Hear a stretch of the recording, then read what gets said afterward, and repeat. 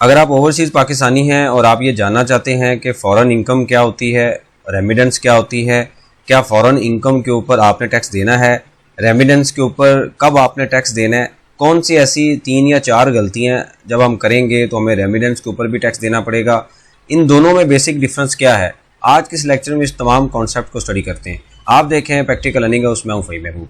वापस आते हैं टॉपिक के ऊपर। जैसे अब सबको पता है कि अभी जो टैक्स ईयर 2025 है उसकी रिटर्न फाइलिंग का जो प्रोसेस है वो स्टार्ट हो चुका है और 1 जुलाई 2024 से 30 जून 2025 तक की जो टैक्स रिटर्न है इसकी जो ड्यू डेट है वो 30 सितंबर है। अभी तक बहरहाल टैक्स रिटर्न के फॉर्म में काफ़ी इश्यूज आ रहे हैं, खासकर जो ओवरसीज़ का टैक्स रिटर्न फॉर्म है वो अभी तक सही तरीके से अपडेट नहीं हुआ।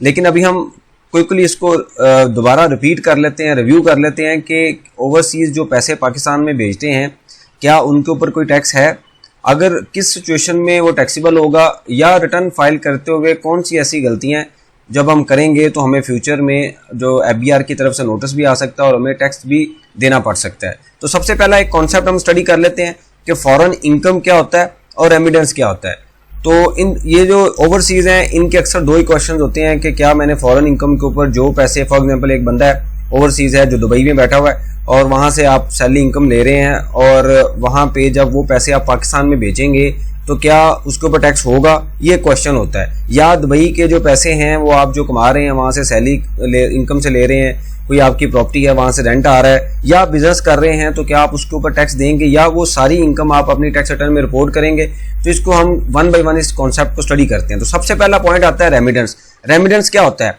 रेमिडेंस ये होता है कि अगर कोई एक मिस्टर ए है, यानी कि आप हैं और आप UAE में बैठे हुए हैं और वहाँ से आप पाकिस्तान में पैसे भेजते हैं। पाकिस्तान में पैसे आप किसी भी फॉर्म में भेज सकते हैं, मतलब अपने बैंक अकाउंट में भेज सकते हैं, अपने रिलेटिव के बैंक अकाउंट में भेज सकते हैं, फ्रेंड के बैंक अकाउंट में भेज सकते हैं, या किसी भी और जो भी रेलिवेंट बंदा है उसके अकाउंट में आप भेज सकते हैं। उनके लिए वो रेमिडेंस होगी, यानी कि पाकिस्तान के बैंक अकाउंट में जो पैसे आएंगे वो रेमिडेंस होंगी। ये सिर्फ और सिर्फ जो बैंकिंग चैनल के थ्रू पैसे आते हैं वो रेमिडेंस है, जो हुंडी के थ्रू आते हैं वो रेमिडेंस नहीं है, यानी कि प्रॉपर बैंक चैनल के थ्रू जो पैसे आते हैं। इस पे स्टेट बैंक ने ऑलरेडी एक सर्कुलर जारी किया था 2022 में, जिसमें उसने कहा था कि रेमिडेंस वो होती है जिसकी 3 शर्तें पूरी हों। नंबर 1 क्या है कि वो पैसे जो है पाकिस्तान के से बाहर से किसी मुल्क में से आ रहे हों, मतलब आउटसाइड पाकिस्तान से वो जो पैसे हैं वो आ रहे हों। नंबर 2 क्या है कि जब आप किसी भी मुल्क से पैसे भेजते हैं, फॉर एग्जांपल आप दुबई से पैसे भेजते हैं और दिरहम है, तो आपने उसी करेंसी में जो फॉरेन करेंसी है उसी करेंसी में पाकिस्तान में पैसे भेजने, और यहाँ का जो लोकल बैंक है उसको उस करेंसी की अमाउंट को कन्वर्ट करेगा PKR में। तो इसको हम कंसीडर करेंगे कि ये जो 3 शर्तें जिनकी पूरी होंगी वो क्या होगा, रेमिडेंस होगा। समटाइम ये भी आपके पास ऑप्शन होती है कि जब आप बाहर से पैसे भेजते हैं तो आप फॉरेन करेंसी में नहीं भेजते, वहीं से पाकिस्तान रुपये में कन्वर्ट कराते हैं और यहाँ पे भेज देते हैं, वो रेमिडेंस कंसीडर नहीं होगी। पाकिस्तान में जब पैसे आए तो वो कन्वर्ट होने चाहिए, यानी कि जो फॉरेन करेंसी रेट है वो चार्ज होना चाहिए। ये क्यों किया गया है? ज़ाहिर बात है किसी भी मुल्क में जब फॉरेन करेंसी आती है तो उस मुल्क की जो करेंसी की वैल्यू है वो अप्रिशिएट होती है। इस वजह से उन्होंने शर्त रखी है कि आप बाहर से कन्वर्ट करवा के ना भेजें, जो भी करेंसी होगी पाकिस्तान में उसकी कन्वर्जन होनी चाहिए, ये शर्त है। जब आप पैसे भेजें तो आपने ये कंडीशन याद रखनी है। उसके बाद आता है कि जब आप पैसे भेजते हैं तो आप कितनी तरह से भेज रहे होते हैं और उसमें क्या रिस्क होता है, कहाँ पे FBR आपको टैक्स चार्ज कर सकता है। एक लॉजिकल और टेक्निकल कॉन्सेप्ट स्टडी करेंगे कि जब आप पैसे भेजते हैं, नंबर 1 तो ये है कि आप बाहर से अपने बैंक अकाउंट में पैसे भेजते हैं, मतलब पाकिस्तान के किसी भी बैंक अकाउंट में आपका बैंक अकाउंट है, बैंक में आपका अकाउंट है और आप बाहर से अपने अकाउंट में पैसे भेजते हैं, तो ये सारी की सारी क्या कहलाई जाएगी, रेमिडेंस कहलाई जाएगी। और जो 3 शर्तें मैंने रेमिडेंस की बताई हैं कि बाहर से करेंसी आए और यहाँ से कन्वर्ट हो, आप अपने अकाउंट में भेजें, बाद में आप उसको चाहे किसी को भी ट्रांसफर करें, कोई प्रॉपर्टी परचेज करें, कोई एसेट परचेज करें, कुछ भी परचेज करें, आपकी सारी मनी वाइट है, लीगल है, उस पर कोई टैक्स नहीं है, आपने कोई टैक्स नहीं देना। जब आप बाहर से और खुद नॉन रेजिडेंट है, मतलब आप बाहर बैठे हुए हैं और पाकिस्तान में आपने मोर देन 183 डेज जो स्पेंड नहीं किए, यानी कि बाहर से आप पाकिस्तान से बाहर हैं, नॉन रेजिडेंट है और पाकिस्तान में जो पैसे भेजेंगे उसके ऊपर आपने कोई टैक्स नहीं देना अपने अकाउंट में। अगर आप अपनी वाइफ के अकाउंट में पैसे भेज रहे हैं और आपकी वाइफ जो है वो नॉन फाइलर है और बाद में आपने पैसे भेजे वाइफ के अकाउंट में और प्रॉपर्टी ली गई आपके नाम से, अक्सर ऐसे हमने देखा है, हमारे पास केस आते हैं कि पैसे वाइफ के अकाउंट में भेजे जाते हैं और जो प्रॉपर्टी है वो हस्बैंड के नाम पे होता है, आपके नाम पे हो जाता है, यानी कि जो भेज रहा है पैसे उसके नाम पे हो जाता है। तो यहाँ पे क्या लीगली एफबीआर आपसे पूछ सकता है, तो आप इसको लॉजिकली अपनी रिटर्न में इसको रेमिडेंस डिक्लेयर कर सकते हैं और कह सकते हैं कि जी रेमिडेंस है, क्योंकि आपका और वाइफ का, क्योंकि वाइफ नॉन फाइलर है तो उनके नाम पे जो भी एसेट्स हैं वो अपने नाम पे आप रिपोर्ट कर सकते हैं। और अभी टैक्स रिटर्न में ये ऑप्शन आ भी रही है, मतलब आपकी वाइफ के अकाउंट में रेमिडेंस आई, आप अपनी रिटर्न में रेमिडेंस शो कर दें और बाद में जो प्रॉपर्टी आपने ली वो आपकी रिटर्न में ऑटो आ जाएगी। इसमें बाद लोगों का ये कंसर्न है कि जब पैसे आपके नाम पे नहीं आए तो आप रेमिडेंस कैसे शो कर सकते हैं। तो यहाँ पे मैं आपको थोड़ा सा बताता चलूँ कि प्रैक्टिस यही है कि या तो आप फिर वाइफ को फाइलर करें और उसके बाद जो है वो आपके नाम पे एसेट ले और प्रॉपर उसको जो है वो गिफ्ट की फॉर्म में डॉक्यूमेंट किया जाए। तो इस तरह तो पॉसिबल नहीं है, नॉर्मली ऐसे हो नहीं सकता। तो इस वजह से इसका सोल्यूशन यही है कि आप अपने अकाउंट में रेमिडेंस शो करें और जो एसेट आप परचेज कर रहे हैं ऑब्वियसली आपके नाम पे होगा, वो भी आप अपनी टैक्स रिटर्न में रिपोर्ट कर दें। इसमें कोई इतना इशू नहीं है, प्रैक्टिस यही फॉलो की जाती है। कल को आपको पूछा जाएगा तो आप दिखा दें, वाइफ का आपके पास जो है वो रजिस्टर्ड नंबर होगा, सारी चीजें अवेलेबल होंगी, निकाहनामा होगा, आप दिखा दें कि वाइफ है उनके अकाउंट में भेजी है। तो यहाँ पे एफबीआर के लिए लॉस ऑफ रेवेन्यू नहीं है, ए ने शो करना था बी ने कर दिया, कोई उसमें और इमीडिएट फैमिली मेंबर है, इसमें कोई इतना इशू नहीं है। प्रैक्टिस है, ये फॉलो भी हो रही है और एक्सेप्टेड भी है। उसके बाद मसला क्या आता है, मसला ये आता है कि आप क्या करते हैं, अपने किसी दोस्त के अकाउंट में पैसे भेज देते हैं और या रिलेटिव के अकाउंट में पैसे भेज देते हैं और बाद में पैसे भेजे आपने अपने किसी दोस्त के अकाउंट में और उसने आपके नाम पे प्रॉपर्टी ले ली, मतलब अपने अकाउंट से दोस्त ने अपने अकाउंट से पे ऑर्डर या बैंक ट्रांसफर करके कोई प्रॉपर्टी ले ली, कोई गाड़ी ले ली या कोई भी एसेट ले लिया। अब क्वेश्चन ये पैदा होता है कि यहाँ पे अब जो जिसने पैसे भेजे हैं अगर उसने टैक्स रिटर्न फाइल करनी है तो वो क्या करेगा। यहाँ पे वो रेमिडेंस शो नहीं कर सकता क्योंकि ये थर्ड पार्टी आ चुका है। ये जो बंदा दोस्त आपका है ये अपने अकाउंट में रेमिडेंस शो करेगा, आप शो नहीं कर सकते। तो ये आपने गलती नहीं करनी, क्योंकि अगर आप सही तरीके से पैसे भेजेंगे नहीं, अपने आपके नाम पे एसेट आएगा तो टैक्स रिटर्न में रिपोर्ट कैसे करेंगे। और आपको मैंने बताया हुआ है कि जब एक दोस्त दूसरे दोस्त को गिफ्ट देता है तो कई जगह पे वो टैक्सीबल हो चुका है, तकरीबन वो टैक्सीबल हो जाता है, चाहे आप पूरी शर्तें पूरी भी कर लें, क्योंकि इसमें इमीडिएट फैमिली मेंबर या रिलेटिव का कॉन्सेप्ट नहीं आता। तो ये अक्सर हम डिस्कस कर चुके हैं। मैं इसमें कोई केस लॉ देख रहा हूं, फिर आपको एक्सप्लेन भी करूंगा कि इस केस में ये गिफ्ट टैक्सीबल हो जाता है, ये इनकम बन जाती है। इवन बाद में दोस्त आपको ट्रांसफर भी कर दे, गिफ्ट भी दे दे, यानी कि अपनी रिटर्न में दिखा भी दे और आप एक्सेप्ट भी कर लें, फिर भी मसला आता है। तो ये बहुत बड़ी गलती है जो लोग अक्सर ये करते हैं, दोस्त के अकाउंट में डायरेक्ट पैसे भेज देते हैं, अपने जो दूर के रिलेटिव है उसके अकाउंट में भेज देते हैं और बाद में आपके नाम पे प्रॉपर्टी ली जाती है। तो वो भी फंस जाता है, वो क्या करे अपनी रिटर्न में, क्योंकि उस एसेट उसके नाम पे है नहीं है, रेमिडेंस उसके नाम पे आ गई है, आपके नाम पे रेमिडेंस है नहीं है, एसेट आपके नाम पे आ गया। तो ये कंफ्यूजन है और एफबीआर का ये फेवरेट टॉपिक है जहां पे वो नोटिस भेजता है और अक्सर आपसे फाइन या इस तरह की पेनल्टी भी रिकवर की जाती है, क्योंकि आप रेमिडेंस शो कर देते हैं, रेमिडेंस होती नहीं है। उसके बाद क्या आता है, अक्सर दूसरी गलती क्या होती है कि अगर आप कोई प्रॉपर्टी ले रहे हैं या गाड़ी ले रहे हैं तो आप क्या करते हैं, जो एजेंट है उसके अकाउंट में पैसे भेज देते हैं, या जो कार्ड का डीलर है, शोरूम का ओनर है या शोरूम का जो अकाउंट होता है उसके अकाउंट में पैसे भेज देते हैं।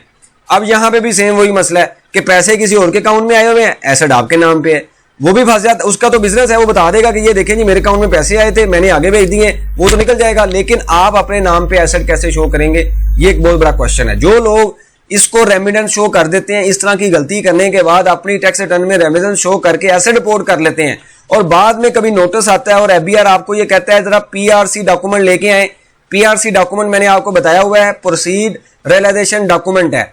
उस डॉक्यूमेंट जब आप रेमिडेंस पाकिस्तान में भेजते हैं तो बैंक आपको ये डॉक्यूमेंट देता है और उस पर लिखा होता है कि ये वाकई ही रेमिडेंस है।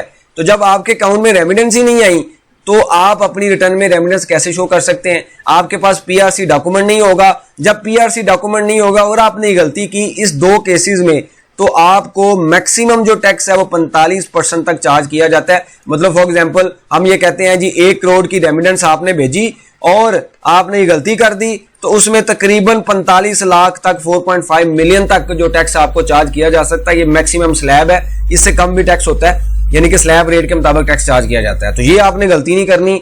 आपकी सारी चीजें ओके होती हैं। जब आप पाकिस्तान अकाउंट में पैसे भेजें, अपने अकाउंट में भेजें, वहां से आप ए को भेज दें, बी को भेज दें, चाहे XYZ को भेज दें, कोई मसला नहीं होगा, आपके पास जस्टिफिकेशन अवेलेबल होगी। लेकिन अगर आप भेजेंगे ऐसे बंदे के नाम पे जो दूर दूर तक आपका रिलेटिव ना हो, दोस्त हो या थर्ड पार्टी हो, तो भाई आप अपनी टैक्स रिटर्न में इसको कैसे रिपोर्ट करेंगे। ये गलती आपने कभी नहीं करनी, याद रखें।